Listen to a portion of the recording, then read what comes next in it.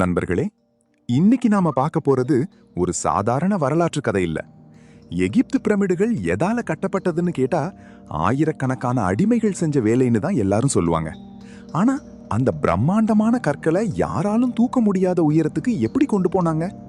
அங்கதான் ஒரு மர்மம் ஒளிஞ்சிருக்கு. ஒருவேளை அந்த காலத்துல மனிதர்களோட சேர்ந்து சில ராட்சச மிருகங்களும் வாழ்ந்திருந்தா? ஆமா, நான் டைனோசர்களை பற்றி தான் பேசுறேன். கதை 5000 வருஷத்துக்கு முன்னாடி போகுது. எகிப்துல அப்போ நைல் நதி ஓரமா ஒரு சின்ன கிராமம் இருந்தது.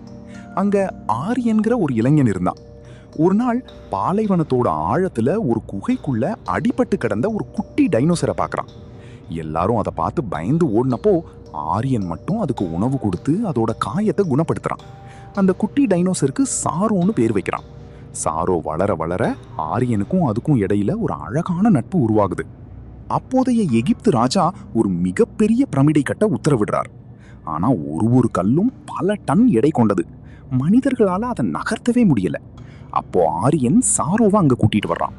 அந்த ராட்சச டைனோசர் தன்னுடைய அபாரமான பலத்தால மிக சுலபமா அந்த கற்களை மலையளவு உயரத்துக்கு தூக்கிட்டு போகுது. இதை பார்த்து எகிப்து அரண்மனையே வியந்து போகுது. கொஞ்ச நாள்ல சாரோ எகிப்து மக்களோட ஒரு அங்கமாவே மாறிடுச்சு. பிரமிட் வேலை முடிஞ்ச நேரத்துல பக்கத்து நாட்டு படைகள் எகிப்து மேல போர் தொடுக்கிறாங்க. எதிரிகளோட பலம் ரொம்ப அதிகம். எகிப்து தோட்டு போற நிலைமையில இருந்தப்போ ஆரியன் சாரோவை போர்க்களத்துக்கு கூட்டிட்டு வர்றான். சாரோவுக்கு ஒரு பிரத்யேகமான தங்க கவசம், கோல்டன் ஆர்மர் அணிவிக்கப்படுது. அந்த ராட்சச டைனோசரோட ஒரு கர்ஜனைக்கே எதிரி படைகள் சிதறி ஓடுது. எகிப்தை காப்பாத்தின மாபெரும் வீரனா சாரோ மாறுது. காலப்போக்குல சாரோ மறைஞ்சு போயிருக்கலாம். ஆனா எகிப்து மக்கள் அதோட நன்றியை மறக்கல. அதனாலதான் சில பிரமிடுகளுக்குள்ள இன்னும் மர்மமான உருவங்களும் விசித்திரமான எலும்புக்கூடுகளும் கிடைக்கிறதா சொல்லப்படுது.